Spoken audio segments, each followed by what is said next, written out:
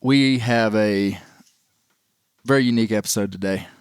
I'm going to tell you what we got to cover. There's some stuff we got to cover, okay? I'm going to introduce my guests in just a minute, but we are going to be talking about the podcast that we did with Evan Felker. We did a whole Bear Grease podcast on Evan Felker, and if you're new to the Bear Grease render, which is what this is where we talk about the documentary style Bear Grease podcast. So we're going to talk some about Evan Felker and the episode we did with him, which I had such a good time doing. That's number one. Number two, we are in a historic building right here. A very historic building. We're going to go into it pretty quickly here, but we are in the log cabin that was used in Lonesome Dove. We're going to talk about that. Number three. There's more? Yes. There's four. Wow. We're going to introduce you to my good friend, Justin House, from deep in the heart of the Ozarks. Newton County. Yep. So we're going to introduce you to Justin. He's never been on the podcast. And then we're going to introduce you to the one and only Marshall Bryant. Man. Marshall is...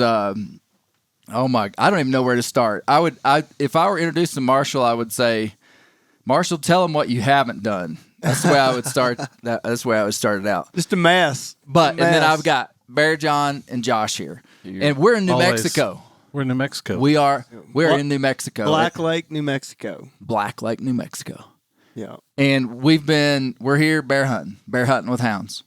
We brought our mules all the way from Arkansas. And we've been here 2 days. Well, we've hunted 2.5 days. Yeah. And amongst thunderstorms. Yeah. We had some challenges. I hadn't got a bear yet. Got 1 day left. We just came out here for a quick trip, but it's been incredible. Had some incredible mule rides. It's amazing country. Beautiful country. Just incredible country. But Marshall, tell me about what this is. Where are we at? Well, we're on John and Charlotte Kimberlin's ranch up here in Black Lake, New Mexico, and I run a ranch that we have this country, and I run a ranch down the road, and we're basically an elk hunting operation, mule deer hunting operation, and I lion hunt quite a bit, and we're trying to bear hunt, but. Yeah, just a really historical, cool place. Like on Lonesome Dove, when they get up to Montana, they come up over the hill with the herd of cattle, and there's the cabin on the beautiful lake and stuff. That's the cabin we're in right now. This is it right here. This is it, man. So, at what part in the movie do they make it to Montana? Like how long? It's been a while. Me and Bear watched Lonesome Dove just the other day. I didn't finish it. It's 2/3, 3/4 of the way through the movie, probably. And so in the movie there, it's confusing because in the movie they're in Montana, right? But actually it was shot in New Mexico, and this structure was built for that. Yeah, this was a movie prop. Right. Yeah, and then the Kimberlins came in, modeled it so people could come stay here, experience the ranch kind of deal, and it's just an awesome place. Tons of history. This is the old Hat Creek Ranch that we're on. Okay. Historically, and it's just a cool place. What year was all the Lonesome Dove stuff shot? Do y'all know? 1985, I think. Jamie, did you pull that up? Yeah. I knew there was going to be something I didn't have. I knew I wouldn't have an answer to it. Lonesome Dove. Okay, so you know what, Dale Brisby. I was with Dale Brisby the other day. Oh yeah, and you're originally from greatest Texas. Bull rider. Yeah. And he gave me a hard time for not knowing a line from Lonesome Dove. Yeah. He was making fun of my mule or something. Yeah. And I want to ask Dale if he's ever been here. I don't think he has. He's welcome anytime. He's welcome anytime. He don't invite Dale. You can't come here, Dale. He only lives 20 minutes down the road and has never invited me over there. Raising bucking horses. 89. Oh, my goodness. But, in Texas, not here. In Texas. My place in Texas, yeah. Yeah. But, what year? 1989. 89. So shot 3, 4, 5 years before that, probably. Yeah. So you were like, what, negative 11? I was 97, so negative 12. What year were you born in? 97. 97. Crazy. Wow, you weren't even... If you listen to the podcast this week, you know that Clay has a fascination with knowing how old. Yeah, I heard that. Yeah, Kinda weird. yeah. You shouldn't ask your buddies that. You shouldn't ask Evan Felker didn't think so. You don't ask them I was how with- old they are, how many cows they got, or how many acres they're on. That's right. Well, now I know that about the cattle, Yeah. but like age, I don't have a problem asking. I don't how have a old they problem are. with that. How old am I? Well, you already told me, Oh, okay. but Never mind I'm afraid 29, right? afraid to say 29. 29? And the whole- Bear's You're going with? 19. Bear's 19. I'm about to be 19 years old. 41. 41. About to be Just 41. a kid, just a pup. Just a pup. Well, Marshall has. So you run this huge ranch. I mean, this is a big ranch, and you. I want to talk to you about several things. Well, shoot, how should we do this? We got so much good stuff to talk about It's a lot. that I kind of want to jump in with him, but I'm afraid if we do, we'll never come back. We'll never get out. If there's one thing I've learned about Marshall, is once you get in there, You're in there. you never come back out. Because he's so entertaining. He's Well, always let's talk got about the something to say. podcast first then. We're going to talk about the podcast first. You're going You to hold should. your horses. I mean, why wouldn't you podcast about the podcast first? Good point. So we, no, I think it's fitting for us to do the Evan Felker thing here because Evan lives in Oklahoma, got a cattle ranch there. He's raising and training some really good performance horses. He's really trying to make some good horses out there, and I think they are. There's just something about a guy like Evan that is you expect something different. But by different, I mean you expect somebody to kind of be aware of, being well known, having this great music, and Evan would just be a guy that would just kind of. I mean, he's just a humble guy. Right. Essentially, that's what I'm trying to say. He'd sit right in this room with us. Yeah, humble guy, and he and been through some hard times and not afraid to talk about it. When I first kind of reached out to him, and I went through actually Steve Ranella, and I said, "Do you think Evan would talk to me about all that?" And he was like, "Yeah, he would," and he did. But I want to just ask you guys. So Bear, Justin, and Josh all listened to it. Mm-hmm. Bear, what stood out to you? Well, I mean, like you already said, it definitely, you could tell just by listening to him that he was just a real humble, down-to-earth guy.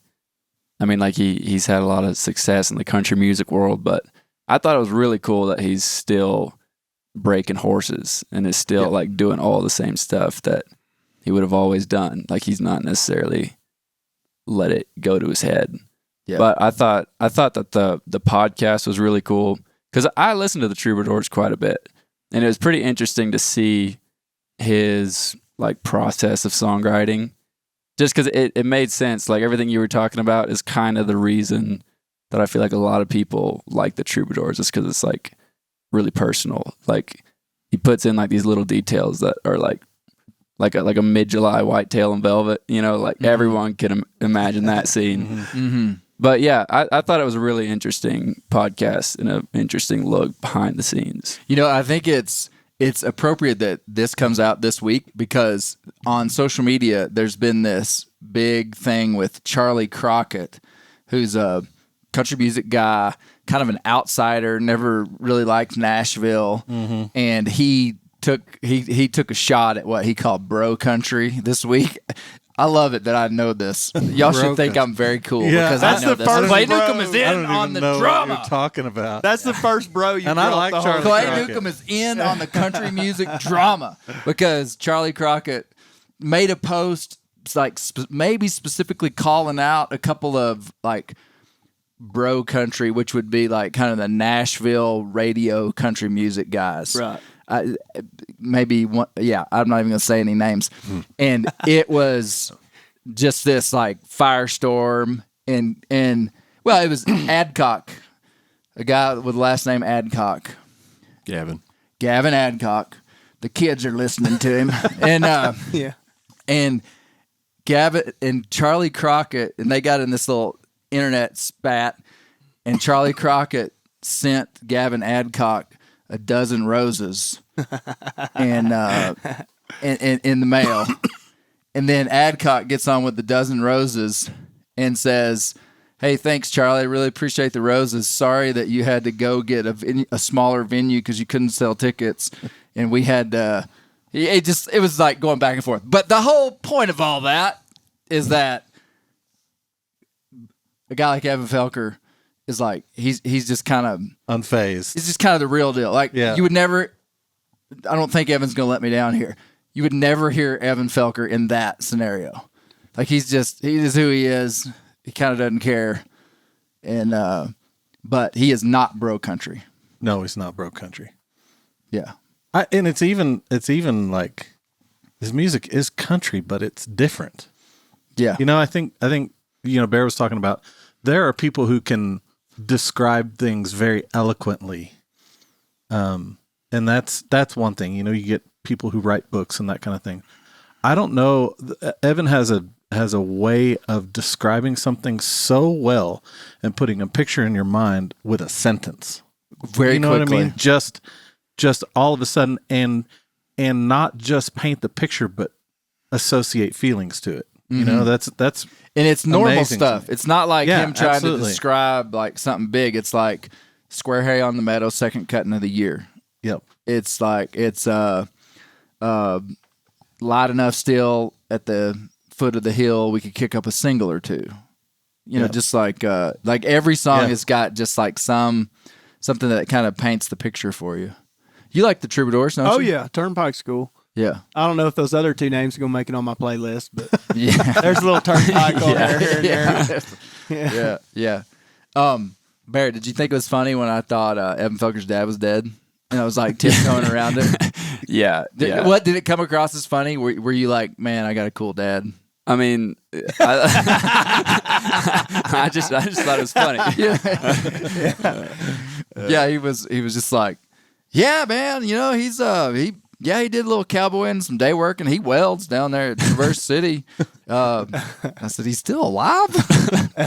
Like, yeah, he's still alive. Oh yeah. Well, that's funny. Josh, what stood out to you? What?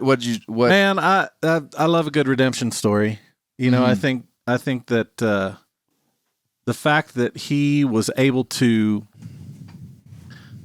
go through that, it sounds like he was confronted, got the help that he needed, but he wasn't defined by that. And I think he's learned how to live his life with that being in the past. You know what I mean? And not carry it with him. And you can tell the things that are valuable to him now is, his family, his music is valuable. And I was actually kind of impressed by the way that he addressed the crowd during the live session. Oh yeah? Yeah, it was very personal. You know what I mean? And you could see the gratitude that he had for people who listen to his music. And I've been to concerts and stuff where the guy singing couldn't care less about the people in the audience, and he just seemed to have just a real appreciation for liking his music, and I think that's a pretty cool thing. I like people who recognize that it's not just them, So anyways, I was real impacted just about the story of him. I liked what he said. He said, he's like, well, that's fine for some people, but I can't do it. You know what I mean? That's not, and you can tell with the resolve in his voice that he'll never touch it again because he recognizes it destroyed his life. Mm-hmm. And it sounds like he had a window of opportunity, and he took that window of opportunity, and all those things that he had lost, he got back. And that means something to me. Mm-hmm. Mm-hmm. What about you, Justin? What stood out? I thought it was really good. Just the fact that he come from small town Oklahoma, and I think that's a lot of the reason he is the way he is. Mm-hmm. He's just an old country boy that grew up like that. I don't think he set out to be what he is as far as the fame goes. Mm-hmm. But he got that, and he never drifted into I'm too good to be here in Oklahoma anymore. Yeah, I'm still this guy that wants to run a ranch, ride horses. I think that keeps him humble. It's really good to see him be able to confront and talk about the situation that he had. Mm-hmm. It takes a lot, especially when you got the spotlight on you like that, to be able to talk about that publicly. Yeah. I I think it was great. I was a little bit disappointed in how he responded when you asked him about the alcohol, like with his kids, and Right. when he talks about how much better his life is now that he's not a part of it. He talks about how much more productive he is. I mean, I just feel like he might have a little more to say to his kids and to his friends, but I understand too the world that he's in. And it's personal choice. We talked about it. I might have been a little surprised at what he said too, just because he was an alcoholic and it kind of wrecked his life, Yeah. And I said, what would you? How do you think you'll talk to your kids about alcohol and stuff? And it was an interesting answer he had, because I think I would have thought he would have been like, I'm going to tell my kids never to even touch this That's stuff. the thought I had. Yep. Mm-hmm. And yet, I mean, what you tell somebody and what you do with your life it's more important what you do. So his kids are going to watch him grow up and not drink. Yeah. So even what he tells them, he's now, he's going to be living by example. But yeah, I was kind of, I just wanted to see what he thought about it, because I grew up in a world that was very, very conservative with alcohol. Just like, this stuff's dangerous, man. Yeah. Wreck your life. To the point that some of it was kind of fear mongering, but at the same time, the stuff's wrecked a lot of people's lives, so you can't mess around with it. Total just happened to be, but I literally lost my best friend last year that dealt with alcoholism and stuff. And yeah, it's a dangerous drug, man. Yeah. It's I've just never been a big drinker, but he did. We were best friends for a long time, but just it always come back to him. Yeah. Always come back for him. Yeah. Yeah. So, well, it was really interesting to hear his songs, and he sings about it too. One of the funniest things I ever heard on Turnpike Troubadour social media, when the song "On the Red River" came out, this new album. right.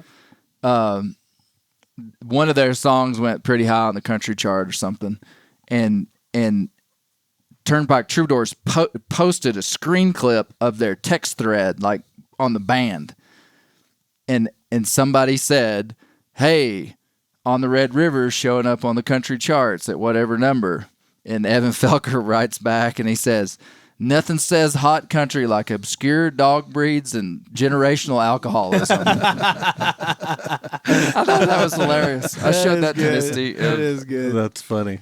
Because he again, going back to the specificity inside of songwriting, he talked about the cattle dogs that he has. And he has a bunch of cattle dogs. I didn't really get a chance. I talked to him a lot about his cattle dogs. He's got a yard full of bird dogs and cattle dogs. Nice. And he works those cattle dogs. Quail dogs or like Quail labs? dogs. Yeah, quail dogs. Yeah. And retrieving dogs like duck dogs. Yeah. And but he's got a hanging tree Oh yeah. cattle dogs. Yeah. That, man, they worked. He had one border collie, Yeah. but one hanging tree dog, which was neat. Have you ever heard of hanging tree dogs, don't you? Mm-hmm. Yeah. Yeah, they were cool. But what's hanging tree dog? It's a breed of cattle Breed. dog. It's like a border collie.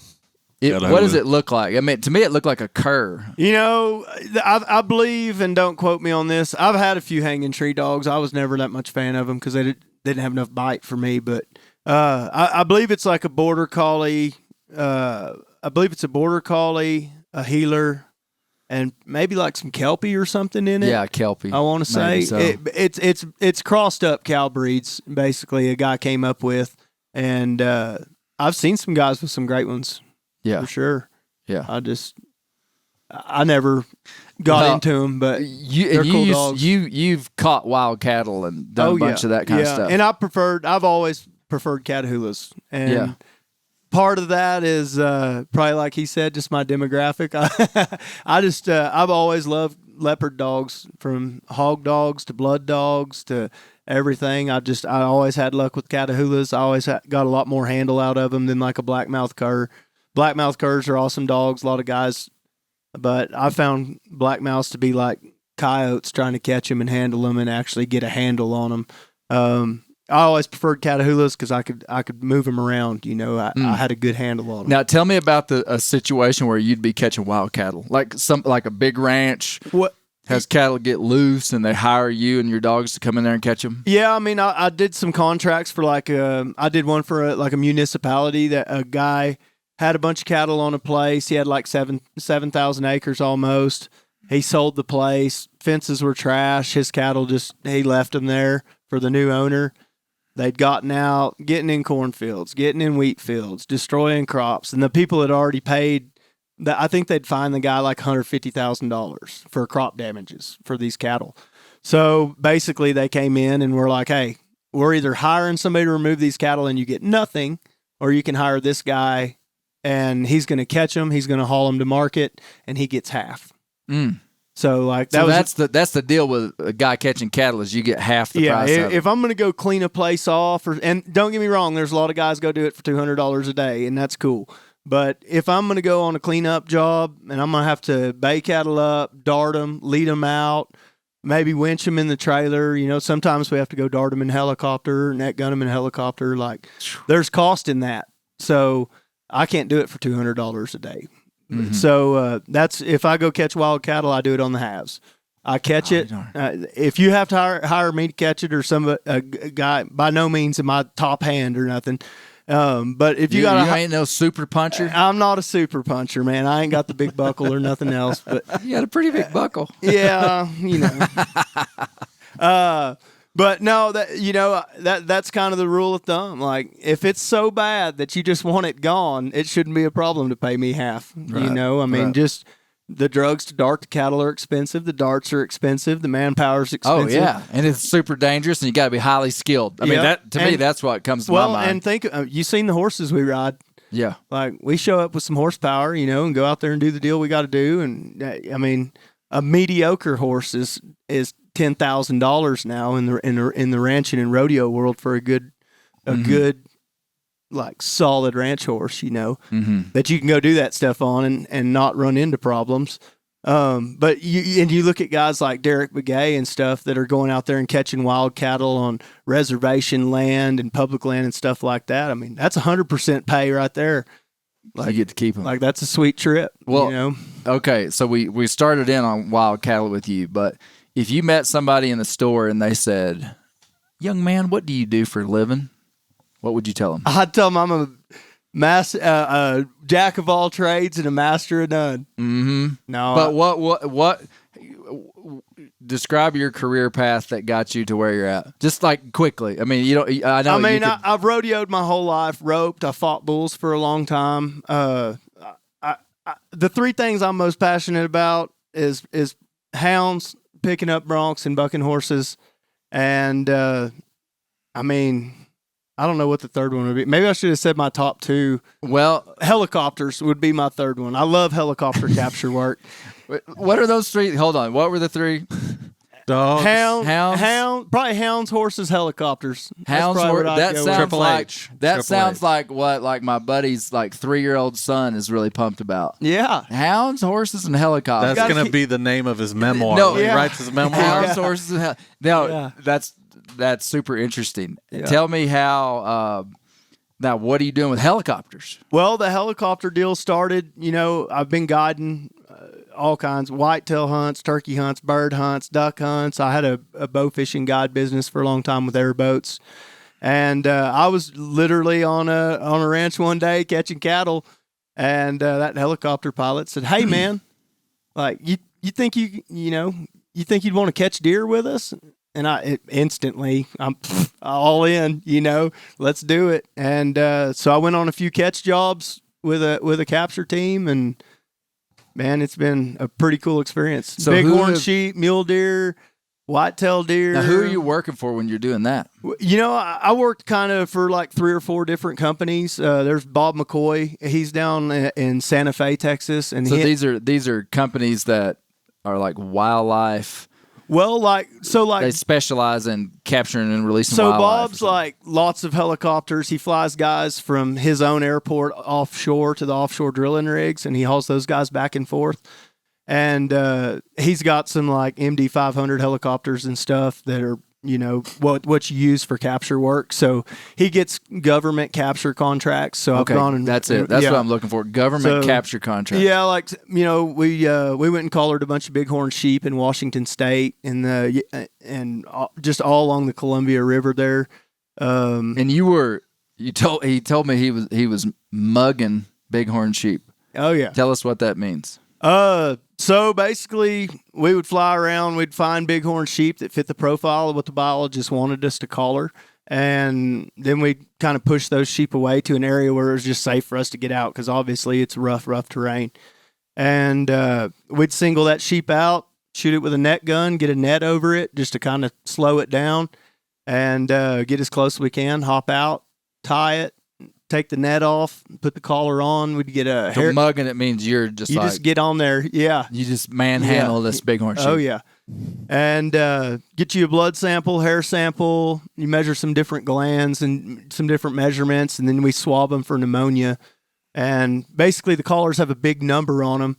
So if we go back and say pneumonia is really affecting, that specific herd of sheep, then they'll come back in there and cull those sheep that come back positive for that pneumonia. Oh, wow. So basically grab it, tie it, take the net off, do your whole workup on it, let it back up. I mean, how many times have you done work like that? I want to say that job I think we collared 150 bighorn up there. Wow. Something Golly. like that. And it was 100 and something mule deer also on that project. We were up there for about a month. We had a lot of bad weather days. Usually it's just boom, boom, boom, 50 head a day or more. I mean, catching whitetail and stuff and exotics in Texas, we had 100 animal days, Yeah. And there's guys that do more than that, but So helicopter work. yeah. You don't fly helicopters, but No. you've with wildlife. And now, but you specialize in wildlife. Yeah. You are a wildlife manager that has Yes, sir. managed a bunch of different ranches. Yes, sir. And that's why you're managing this ranch right here. Yes, sir. Yes, sir. This is This is too confusing. This is going to have to be a 3-part series on Marshall, because we hadn't even got into the Yellowstone thing. Yep, oh I know. man. Oh, we got a lot of ground to cover, folks. Okay, but you did wildlife management for a bunch of ranches. Yes, sir. Yes, sir. I'd come in. Some ranches would just have me come in and something as simple as predator trap or cull some stuff that they needed to get rid of or capture it and sell it to another ranch or whatever. Or I'd buy those animals, mark them up, sell them just like any product, And so I did a lot of that. All in Texas. All in Texas and some stuff in Oklahoma too. And, that they'd call me in. Sometimes I'd just go to a high fence ranch things just weren't working for them. They didn't have the right management in place, didn't have the animals that they needed to have. In that business, there's a lot of ranch managers where ranches have these assets, these animals, and for some crazy reason, these animals seem to leave the ranch in coolers, but the ranch doesn't get paid for it, which really cuts into profits. So you get a lot of guys that their business is just not being run properly, and I could come in there and figure out what the problem was, figure out why they're not making money, kind of get them going in the right direction, find them a little bit of clientele, find them the right guy to guide, and then just kind of step away from it and sell them animals, So Texas is a wild place. Texas is a wild place. Okay, so but a lot of your career has revolved around wildlife management. Yes, sir. So you did you've done a lot of outfitting. Yes, sir. But you've also done like contract helicopter work, and then managing these ranches, which is what you're doing today. That's Yes, the sir. reason we know you. Yes, sir. And this is hands down the best job yet. I mean, it's managing this place. the Kimbros, the family that I work for, Tim and Kim. It's easy to remember, but it's TK Landed Cattle, and they're just the nicest people in the world. And just their dream of what's going on here is like every outdoorsman's dream. So it's so cool to work for somebody that's like got the same goals in mind. It's like you can't, there's no goal you can come up with different than theirs that you're going to like better. Like it's just kind of the perfect plan. We're starting a horse program, starting a cattle program. It's all coming from scratch. This will be the first full elk season here for us. It'll be the first mule deer season here for us. We might be the first people running hounds on this place in a decade, you know. And just to clarify, you're not guiding us out here. We just came. You invited us. Yeah. We brought some dogs. Yep. We've been just hunting with you. Yep. No, this is just friends having a good time, and that's what they're about. You know, like we're not a big commercial hunting operation. You're not going to see us trying to sell hunts all the time, anything like that. Like it's a friends, family, business kind of deal, and you know. Y'all are friends. Now you come hunt, you know. That's just kind of how it goes. Yeah, yeah. And so it's really cool for like always in the hunting industry for me, it was wake up every morning and hustle just to make sure you had a trip that week. Right. Like there was weeks bow fishing where you blow the motor in the airboat and it's like you'll almost go stand on the corner with a cardboard sign trying to sell some bow fishing trips to get that. What'd you tell LS me? motor. You had 156 days you guided. I did. I had 1 year. I did 156 bow fishing trips in a year. Yeah, which is a lot. There's so many different things. Just being here with you for a couple of days that I've learned about you. Tell us about working on the set of Yellowstone. Yellowstone was super cool. Like what did you do? What did you do? I just kind of had like a wildlife position with them where.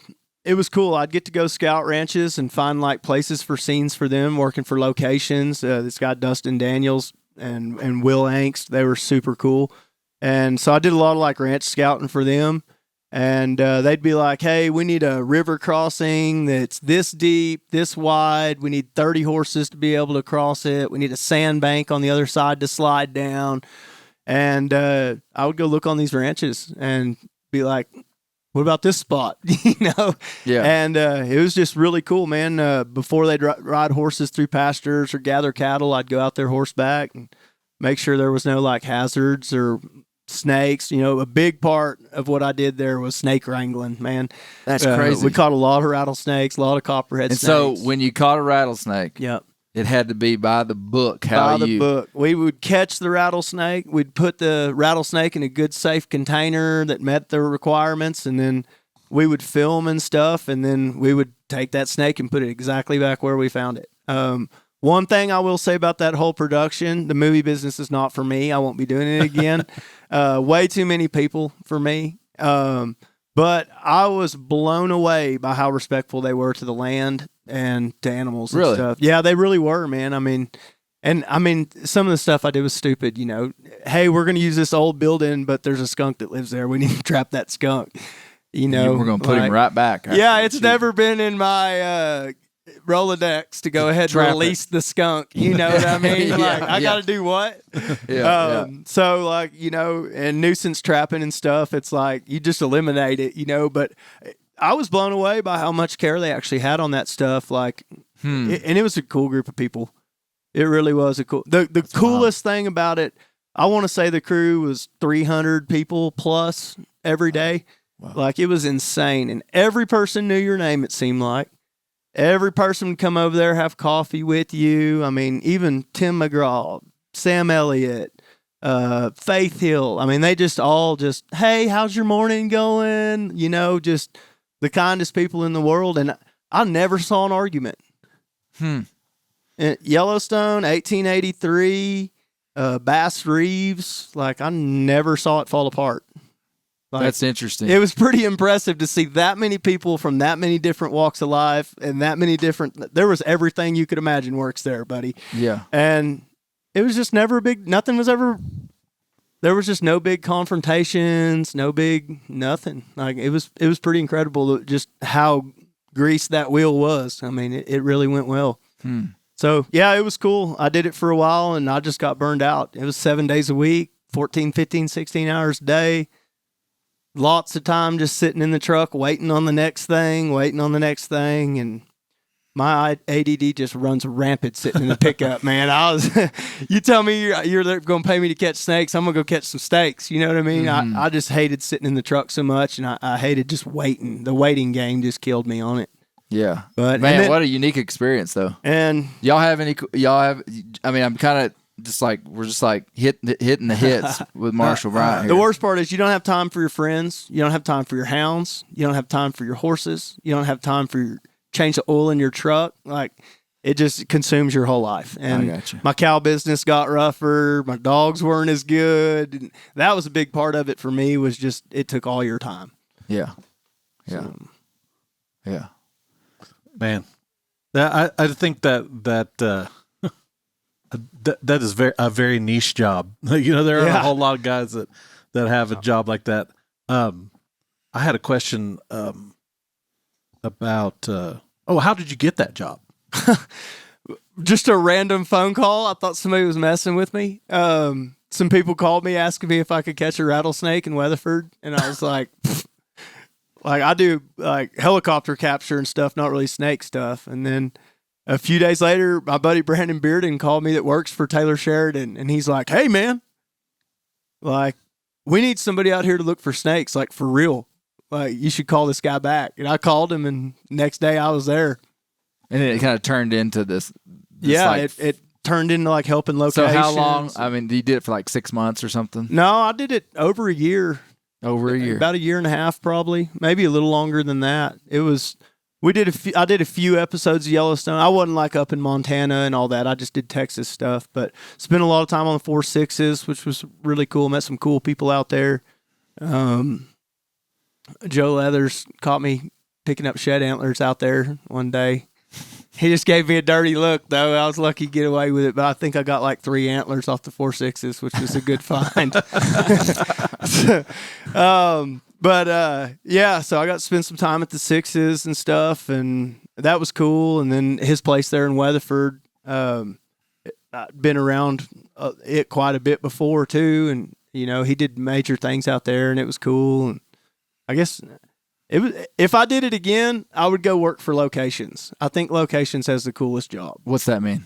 So, like, Locations is like the guy that goes out and is at like, hey, we love your place in Arkansas. We'd like to use your place in Arkansas for this scene where this gunfight and this and that and whatever. And it's crazy. They'll come in there and move everything you own out of that house, film there for 24 hours straight, and move everything you own back in that house, the same spot. Like, you never even touch a cup. It's the craziest thing you ever seen in your life. Wow. And but those guys, they go out, find the ranches, find the locations. Like, it's just it's scouting. It's like what we like to do, You just go scout country, and that's just, they had a pretty cool gig. But they also had a ton of headaches, which is why I'm not going to be doing Locations in the movie world. Wow. Man, that's wild, man. That is wild. Justin, Bear, any thoughts, questions? What? Okay, there's just like, I've got 2 other things at least that I want to talk to Marshall about. But you've been around him for a couple of days here. Anything you want to ask him about, or just what would be interesting? I'm trying to think, because it seems like the whole time we've been here, there's like never ending. The stories never stop with Marshall. Hey, a lot happens when you're trying to get in it. If we weren't in the Lonesome Dove cabin, we would name this episode "The Stories Never Stop" with Marshall Bryant. But since we're in the Lonesome Dove cabin, we got. If you don't have a bunch of stories, you're not having enough fun, man. I've worked hard my whole life to not have to work hard. You know what I'm saying? Well, Marshall, I had a question about your job here. What kind of things are you doing to, like, tell me about what kind of wildlife you have here on the ranch, and what you're doing to manage them. Yeah, we've got a really, really healthy elk herd. We got a ton of mule deer. Generally, we have a lot of bears until I try to kill one. It's just, we've got a ton of wildlife, and kind of my everyday deal is start in the morning, and I just the place is so big, you just kind of have to pick an area and say, hey, I'm going to concentrate my next 4 days on this area. I'm going to get all our stands and stuff right. I'm going to trim trees on that section of road. I'm going to bring an excavator down here and get these big rocks out of the road. I'm going to build a new road from point A to point B. That's another great thing about this job, is the boss man comes out and he's like, man, I sure would like a road to up there. And it's so cool, because you're like, heck yeah. Go walk me out a road. I'm gonna go build a road up there, just like I want to build a road up there, you know. And then to see them show up and use that road, and they're like, "Oh man, This worked. it's the exact road I wanted," you know. And that's super rewarding to me that I don't have to answer to 100 people. I don't have a bunch of micromanagement. It's just like, "Hey man, I'd like this, I'd like this, I'd like this," and you just kind of go make it happen. He understands the place is big. He understands you can't just take a piece of equipment. I mean, the highway washed away today. Like we might not even be able to make it into part of the ranch, you know. So I think that's why we hadn't killed a bear. The logistics are tough. Like, but I pick an area, I build roads, I trim trees, you know, just all of it, everyday ranch stuff. You know, just I guess I have manager on my title, but I'm just a ranch hand, I guess you'd say. Now, I'm a ranch hand that manages wildlife, you know, and guide friends and family and all that kind of stuff. I mean, in the elk hunting in this part of New Mexico is about as good as it gets. It's ignorant. I mean, it's Yeah. pretty amazing. I'm super pumped for my first full elk season up here for sure. Yeah. Incredible, man. Yeah. Now, but really what you're maybe most passionate about in terms of hunting is line hunting. 1,000%. That's it, huh? Yeah. So you have... If I could not do anything else the rest of my life, I'd get up every morning and line hunt. No doubt. And so you've got a bunch. How many dogs you got right now? I got about 10 dogs right now. Yeah. Yeah. And do you have a line dog right now do you have one that that one is the best dog I've ever had? Do you have mediocre dogs? I got 2 of the best dogs I've ever had right now. My red and white dog, Dan, that y'all saw, the bobtail, you know, not the short bobtail, but the medium bobtail. He came from a buddy up in Montana, and he is just a jam-up line dog. I mean, he'll grind it out. He'll take his time. You know, he's patient. He's young, which is just, it's cool to have a 4-year-old dog that's just on top of his game, you know. Probably my second best dog is that timber dog, which is the red dog. Clifford, big red dog. Yeah. He's got a bad knee here and there, and but he's 4 and he's a phenomenal dog also. I may have only got that dog because of that bad knee now that I look back at it, because that definitely wasn't spoke of first, but phenomenal dog. I wouldn't sell him for the world, you know. That brings up an interesting question. Selling line dogs. Mm-hmm. Give me a spectrum for how much a good, or a great dry ground line dog would go for right now in 2025. It's honestly, depending on the dog, I mean, you can almost name your price. I mean, these people, horses, hounds, and mules sell and stuff, like, it's gotten crazy. I mean, and what's naming your price mean? I mean, you hear rumors of guys paying over $100,000 for just top-notch dry ground line dogs. Are you kidding me? $100,000? I'm talking about you don't have to do anything but open the dog box and stay out of his way.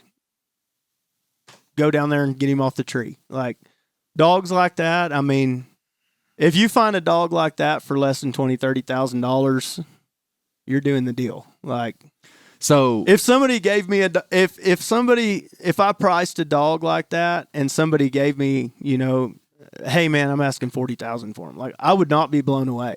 I'm not saying I would go spend that. I'll give you $25,000 right now for your best dog. Done. No. I was kidding. That was a joke. Sounds good to me.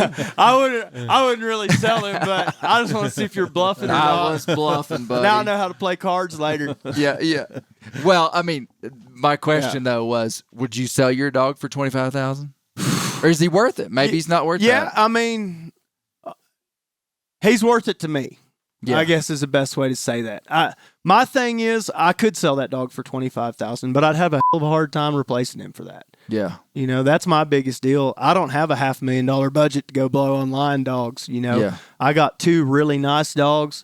I got one that I just plumb lucked out on that made a dog, and then I got some really nice young dogs coming up. And to me, I like watching a young dog progress so much that I would almost sell my top dog every year.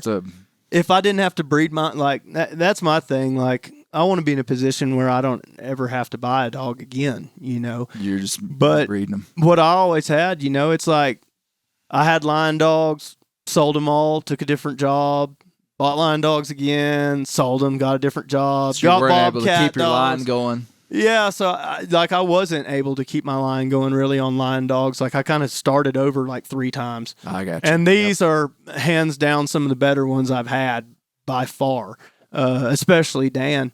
But yeah, it's just you know, if a guy's got a bunch of money, he can have a wicked set of line dogs.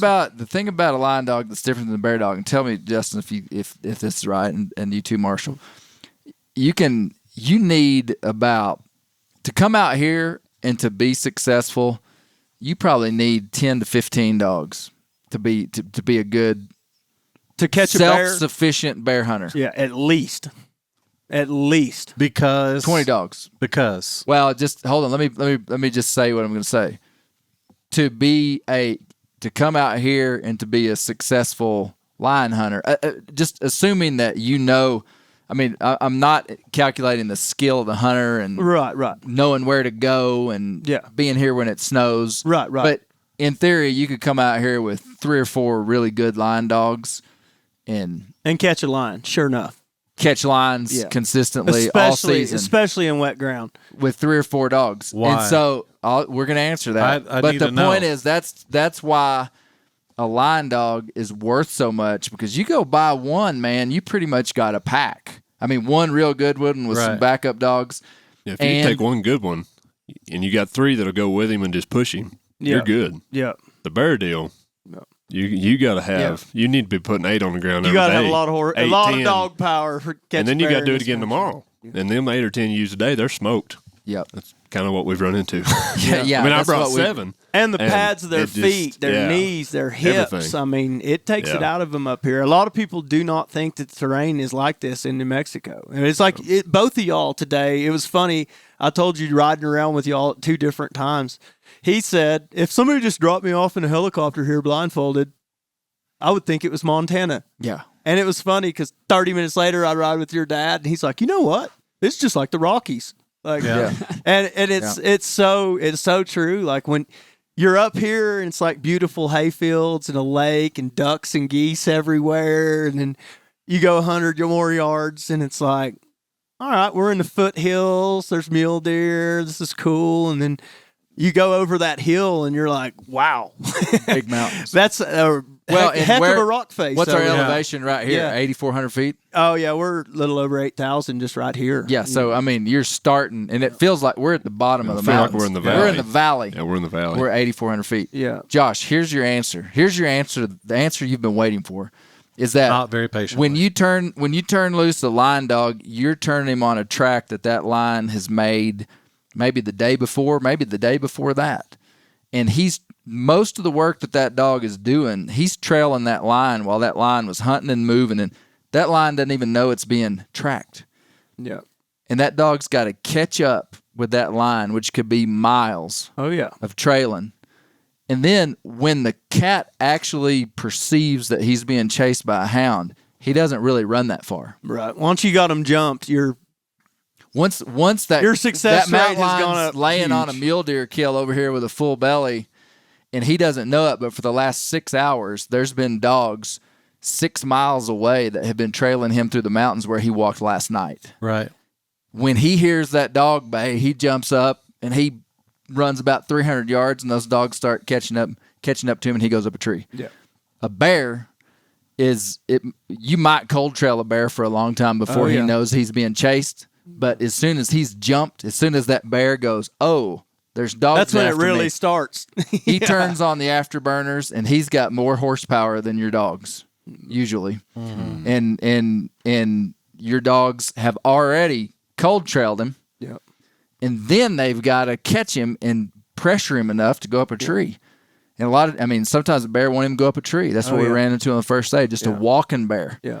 A bear that had no problem with the dogs just kind of yapping at him. Right. I had a problem with it. Yeah. Covered a lot of country to just watch him walk around. Yeah. How far do you think you rode? I think day. when you looked at my tracker, what was it? Like 20, it was like 23 miles or 27 that. miles or something. So So and we'd already traveled, 11 miles as a group? At least. Horseback, you Yeah. know? And then we kind of had a split deal going on, and my good two best dogs went after the walking bear over there, so I had no choice to go. But, you know, I went and went and went, called a neighbor, went through their place, went and went and went, called a neighbor, went through their place, went and went and went, back of a neighborhood, walking down the public road, you know, with my horse tied to a gate 4 miles back. I mean, it's just, when a bear goes, a bear goes. Yeah. And it's just... So that's why you need a bunch of bear dogs. Yeah. And not to say, I mean, a really top-notch bear dog would be expensive too. Right. But I think a line dog would be more what expensive. does a truck to tree, no questions asked bear dog go for?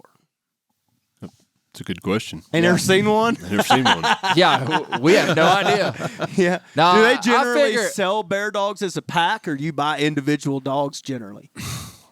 I think it would be. I think I would be lying, but from what I know and what I've seen, it would be as a pack. Yeah. Yeah. Like them guys on the East Coast, and I'm sure there's going to be some that's like, no, we would sell one dog, you know. Yeah. But Yeah. I think it's sell by the pack, and it's not anything like the price of these line dogs. Right. I mean, I think you could go find a jam up bear dog for $8,000, $10,000. Yeah. I mean, turn him out, look at him at the tree. Yeah. So really, for as many dogs as you got to have, really a set of lion dogs and a set of bear dogs kind of evens out. You're just You less just get dogs, more money. Yeah. You know? And just the truth of it is, bear hunting is more dangerous for the dogs. Oh, bad. so like Bad. That's why I went pretty- ahead and went the extra 17 miles to check on my dog. It's pretty rare for a Yeah. hound to get killed while you're running a line. I've only lost one ever, and we got on a cliff and went over the rocks. I've never had a lion kill a dog or anything like that. But, man, all that is just it's fascinating, and it's super fascinating. Bear, tell us about your mule. Well, I've been training slow trap for the last 2 months. Started riding him within the last month. And before I even got on him, I think, like a month ago, you asked me if you want to take him to New Mexico in 1 month. I was And- impressed by the 30-day mule, man. I was blown away. Yeah, and I was so blown away. I started working on him pretty hard and got him riding. It's like the last 2 weeks I've been doing quite a bit of trail riding with him. But we took him out here and just rode him around with all the other mules and horses. Oh, I mean, Chasing we went on dogs. a wild ride that first day. I mean, that's kind of what I was yeah. getting at. Now, Yesterday you went was- further than us because you went after your dogs, but we Yeah. easily went 15 miles in rough country. Oh, yeah. Yeah, it And was slow it was the trap roughest was- stuff. Slow he's trap done. was right on our heels the whole time. And it was also the fastest stuff I've done with him. Like I've gotten him to trot, just down like a straight stretch. But we were trotting a lot more than, like with this style of hunting, we were going a lot faster. So he was trotting and got him He to a even got a little bit little of gallop. Yeah. yeah. Yeah. When he saw the truck and trailer Yeah. headed home, Yeah, he was like, he was getting tired there on the first day, the last couple miles, and whenever we came down in the valley and you could see the truck on the other side and he saw the other mules running, I just had to give him the slightest cue and he just took off all the way across there. Well, it was for us. It was a lot of fun bringing that mule out here, Oh, yeah. and it's fun for me to see Bear. I mean, he was riding that thing in a 30-foot diameter round pen. Like 3 less- weeks ago. I mean, for real. Yeah. And I mean, just in the last month, he's taken it out by itself on solo trips and kind of national forest in Arkansas. Yeah. Yeah, but I also didn't really have any doubt that it would do good. I mean, the mule's done so good, and Bear got some help from a friend of Justin and I, is a guy named Elvis Middleton, who Ozark Mountain Mules. Ozark Mountain. Ozark Mountain Mules. Ozark Ozark Mountain right. Mules. I was Yeah, just yeah. reiterating it. Gotcha. Ozark Mountain Mules. Yeah, he's a phenomenal trainer at getting them started, and we went over there for about really a full day with Elvis. Yeah. Before Yeah, and you I've been ever started. messaging him quite a bit. But yeah, he's shown me a lot of the groundwork and just Yeah. kind of how to go about it. But it's been a really interesting process training a mule. I was kind of just wanting to do it at first just for the experience, but now that I've gotten into it, I had like one from like start to now using. I think I'm hooked. I think Good. I'm going to get another one. Yeah, we're working on one right now. Yeah. Yep. So, And then Josh, you did great too, man. well, thanks. So Josh is about as good about as new a mule rider as Slow Trap. Yeah, I mean, Josh is like a He hacked it 30-day out. man. yeah, I'm he like a hacked it 30-day out. rider. Yeah. So Yeah. but you put on some miles. We probably rode. I don't know. We rode 8 miles today, didn't we? 10. 10. We rode 10 10 miles miles. today. He tracked us today. yeah. Yeah. And that mule did good. That's a Yeah. big boy to carry around That's a over big there in boy that to country. carry around on And a. that's Justin's That's mule. a whole Merle. lot of country But- on top of a mule right there. It is. I want to know, Marshall, what are your feelings about mules? Oh, I knew y'all were going to do this. I knew y'all were going to do this. They're cool. Mules are cool. I will say that 1,000%. 1,000%. I think they definitely have their place. Like, I get it. I do get it. Today, I rode Betty Bay up on her big old boulder, and like, that's cool. I would no question jump any of my horses up on that rock. But I don't know that turning around and coming back off of it would have been near as graceful as they were on that mule. So, like, I do have a huge respect for mules. And I told you I had a huge respect for mules before just from seeing the things that people do on them. It's just it's You're a cowboy. I'm You're not a a rodeo mule. guy. Basically, I think the question is, like, let's talk about how the endurance of a horse and a mule that I've been hearing about, because I don't know. I covered a lot of country, Well, I and wanna I talk still about could have run a Blue. 5-mile race when we got back. Man, yeah. Hey, Smurf. Oh, We Smurf. called him Old Blue. Oh, Smurf. Dead gum. that's a beast. Marshall has an That's a incredible beast. animal. I mean, it's And that horse is part of our horse program here at the ranch, and he's tell us about it. Tell us about it. He's just a 5-year-old blue horse. Is he 15-1, 15? He's probably 15-1, 15-2. I bet he weighs 1,300 pounds though. At least, yeah. He's He's huge. a big stout Closer to horse. 50. So like 1,500. Yeah. Betty Bay weighs 1,050, and that's a Yeah. good sized mule, 14.3. Yeah. I bet that horse weighs 1450 probably. He's a big stout horse. His thick. rump is Yeah. 2.5 foot And he wide. can run. Well, he go and all he's day got long. and that's, man, I'm lucky on horses, man, because I mean the bay horse, the black horse, the blue horse, the gray horse, they're all great horses, and they'll do that right there every day.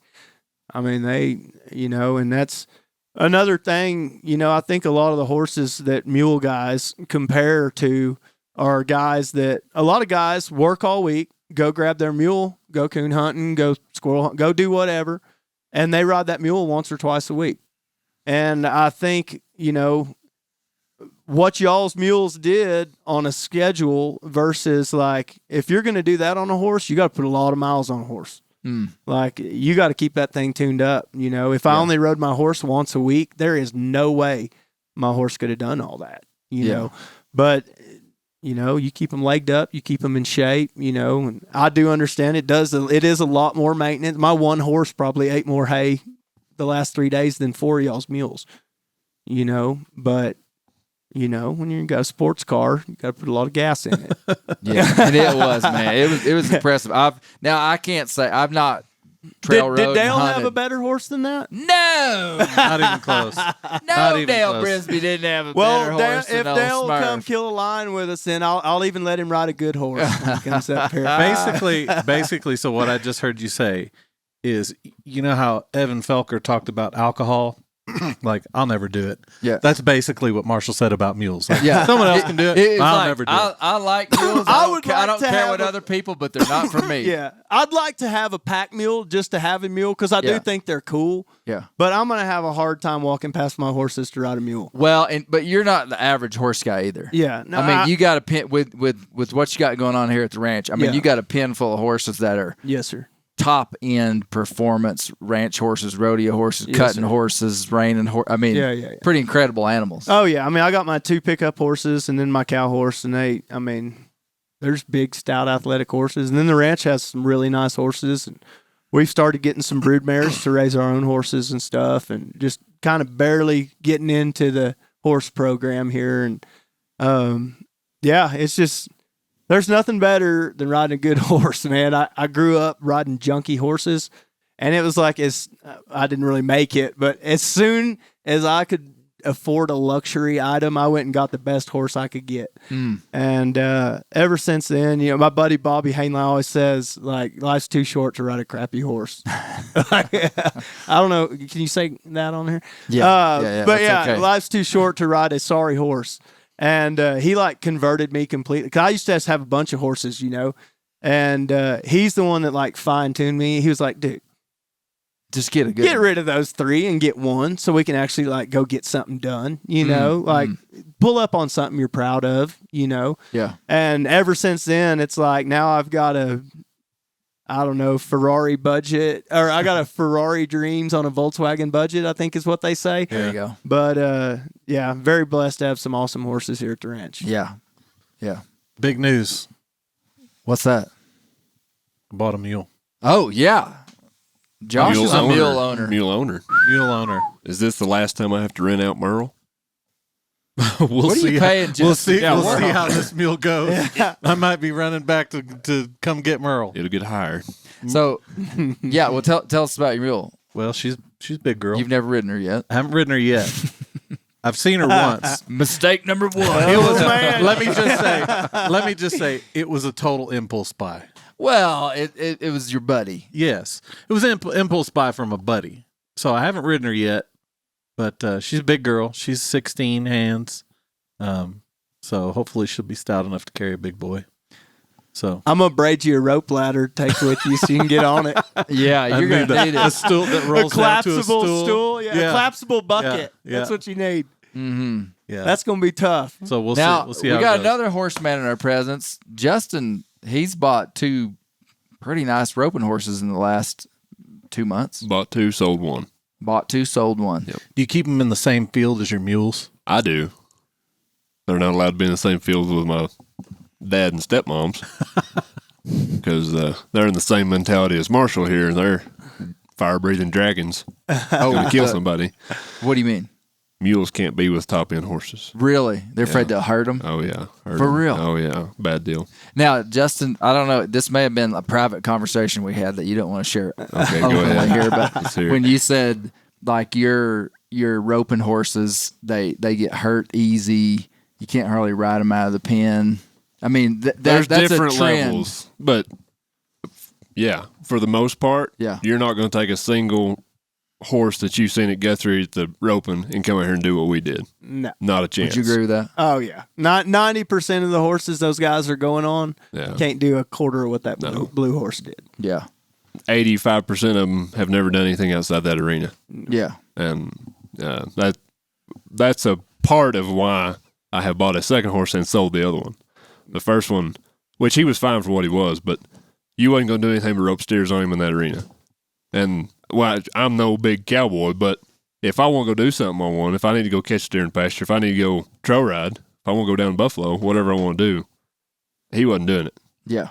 And anyway, the second purchase, he's a lot nicer horse, well-rounded horse. More of a ranch Yeah. horse. Yeah, more You ranch. can, I yeah. mean, he you can rope on him and do all your stuff, but you You can can- also go. You can do anything you want to. I wouldn't be scared a bit to bring him out here. Really? Honestly, I wouldn't. No. Yeah. But he would not be a top-end seller if somebody's wanting to go head steers. Yeah. He isn't a finished, he ain't an open horse by no means. How old is it? This He's new one? 7. He's a nice horse. Nice horse for me. And I'm curious if I see way more horses that are really nice outside can just go in the arena and dominate. And there's so many horses you see do incredible things in the arena that it takes 3 people to load them in a trailer, Yeah. get them down the alleyway. Some of those barrel horses you see, Crazy. like it's ridiculous, man. Mhm. Like we have bucking horses that handle better than some of them in the alleyway. It seems like. I mean, them girls. They got a halt when they come down there. You watch some of those high end barrel horses. Oh, man, they'll kill you. when they're They'll kill you. in stepping there. around before Yeah. before they run through the line. Yeah. Yeah, it'd make me That's- nervous yeah, if my I mule mean- was doing that. That's yeah. My grandpa always said, "Don't date a barrel racer because you're gonna have to deal with her horse." That's what he always told me. That's He said pretty dealing good with advice. them Wow. is tough. Dealing with Yeah. their horse is almost impossible. Yeah. Yeah. Now that is a So- tidbit of wisdom. So I got me a great girlfriend that's not a barrel racer. Okay. She was on that mule today too. She did. She rode her mule She- today, and we go a lot of miles out here on horseback too. She loves it. We pack mineral in and do all that. And She really liked that mule, though. She did. really liked She that would mule. write you a check for Look- Betty Bay right now if she had my checkbook. No question about it. Is it at the house? Can we get it to her? No, I keep it down there at Texas place so she Oh. can't get a hold of it. Okay. Okay. Whew. Well, I mean, we've covered quite a bit pretty quick. We have. Yeah. What else do we? I mean, we've. I wanted to talk to Marshall about line hunting, wildlife management, the ranch, his horses. I mean, we hadn't even got into the part of his life when he had. How many hog dogs did you have at the same time? At one time, I had 60 Finnish hog dogs on the chain, plus puppies, and I had a few I females. mean, you were like big time into hog hunting in Texas for a while. I was pretty heavy in it, yes, sir. Yeah. Everything from like legitimately imported dogos, and I was basically taking a Catahoula and coming up with a dog that was a half Catahoula, quarter blue tick, quarter dogo. And that was my poison, and they were just really, really rough dogs. I ran all run and catch dogs, and I had tons of them. I was guiding hunts 5-6 nights a week, and you go through a lot of dogs. I mean, just like the bear deal. If you're going to go every day, you got to have a bunch of them. And Did you wear them out? yeah, I mean, I probably had 75, 80 dogs at one time, but 60, sure enough, put them on the truck, go catch pigs Wow. for sure. I had Wow. 6 sets of those kennels, and then about 30 chains. And hey, you take really good care of your dogs. I take huge pride in taking care of my dogs. You really do. You have I meet clean kennels. Your Yes, sir. dogs are healthy as they can be. They get out of their kennels twice a day, every day. Kinsey helps me with it, and we clean their pens twice a day. I mean, these dogs. Now, who's your buddy that take makes good those for 'em. pens for you? Domingo that's gonna- Lavender. Yeah, he's gonna send in me. Weatherford, He's gonna Texas, send me a full set. built those kennels, and he builds awesome dog kennels, y'all. And I know he will just be absolutely ecstatic that he gets a shout. No, out. they were not. I noticed yeah. them right off. Yeah, they're So nice Clay kennels. Newcomb, I already gave him some kennels. You're gonna have to divvy up. So He needs 2 sets. Need yeah, one. Need yeah. one. Hey, we need our. Domingo runs hog dogs and stuff. That's why he started building kennels. He's another guy from Weatherford, you know. And but yeah, he builds awesome kennels, Cool. dog boxes, all that stuff.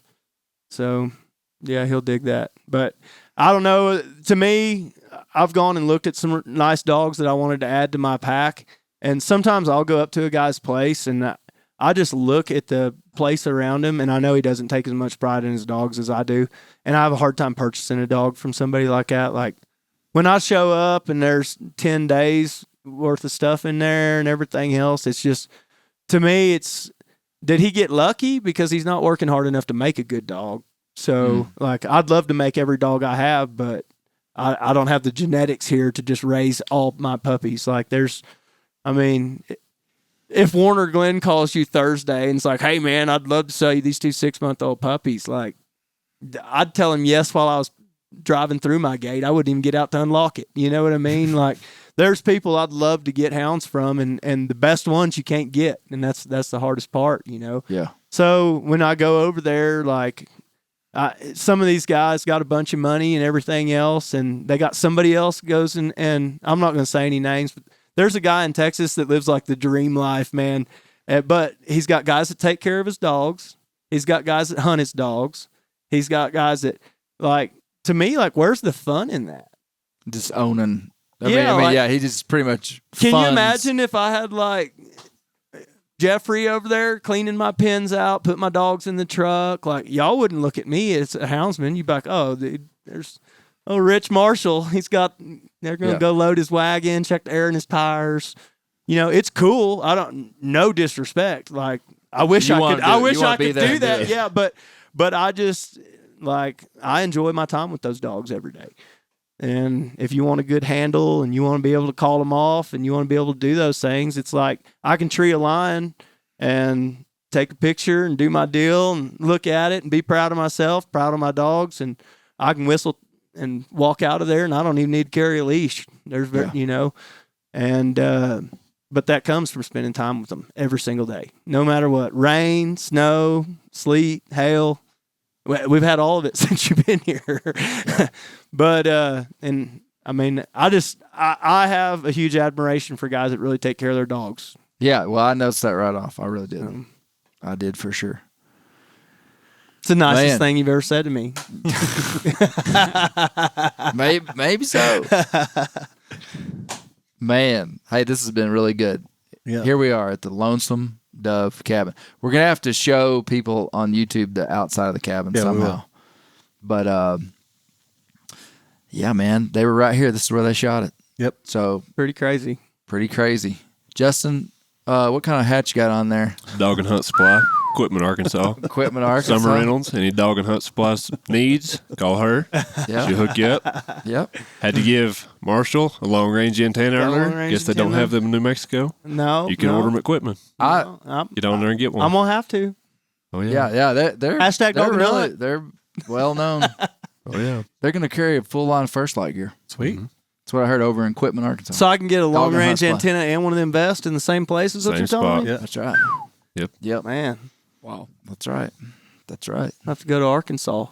There you go. You have to come up there. We'll go hog hunting. Yeah. This I'm winter. in. Yeah. I'm in. Do I have to ride a mule? Yes. Yes. Yep. Yeah. That's the only way you can come. You gotta ride a mule. Not only do you have gotta to ride one, you have to I buy will. one. You have to buy a mule. Yeah. Oh, man. You can ride my big 16 hand mule. That sounds Josh good. got I like one. He'll that. sell you I for love it. $800. I like that. I'll tell you what, I'm going to make you ride that blue horse. I'm going to ride your mule. Hey, I've got to. That's what we're gonna Before do. I leave, I've got to ride that blue you need horse. to. You need to ride the little black horse, too. Oh, Taco. I'd like to. Taco's the sports car down there. Yeah. Clay will be in the dirt. I probably would be, dude. I like And 'em- it's I like crazy 'em because slow you only and have to steady. hold the reins with one hand. So you got like a free hand to do stuff with. Talk on the phone or whatever. Just because they're that. Yeah. They got that kind of handle on them. Yeah. Yeah. Yeah. We call that Bobby Hainline's my buddy that trains horses. We call that that a Bobby Hainline chocolate. He puts that chocolate on them, makes them sweet. Everybody after he's the only person I've ever met that literally he'll say, "Hey, can I see that horse for a minute?" And he'll get on him and go do his thing for 30, 40 minutes, and he brings that horse over. It's worth $2,000 more as soon as he steps off of it. That's Really? just the way he is, He's that man. good. Yeah. Incredible. Well, Marshall, thanks for having us out here, man. We've been having an incredible time. Thank y'all for coming. Y'all are welcome anytime. Well, Anytime. really been good. I want to see Bear come back with that handmade bow. Oh yeah. So you made your own bow, your own arrowheads. What do Yeah. you do for the string? You make the string? Yeah. You make the string too? Yucca or sinew. Yucca. Uh huh. We read That's read cool. the other day. I think you in should come some of kill. the- I think you should come kill a cow, elk, or lion with it. I think it'd be cool. I'd be in. We read just the other day in some historical archives where they were using twisted bear gut to make bowstring. Gonna have to Native try that. Americans were. Yeah, Well- taking the intestines, drying them out, and twisting it. Because I've used squirrel Making a guts bowstring. for. That's a Halved business. in there. Twisted gut bowstring. There you go. you go, Twisted man. First gut. thing you need to do is get a bear. Okay, Josh. Woo, it's been a tall order this week. Time to wrap this up, I think. Yeah. Well, keep the wild places wild because that's where the bears live, and we don't know how to find them.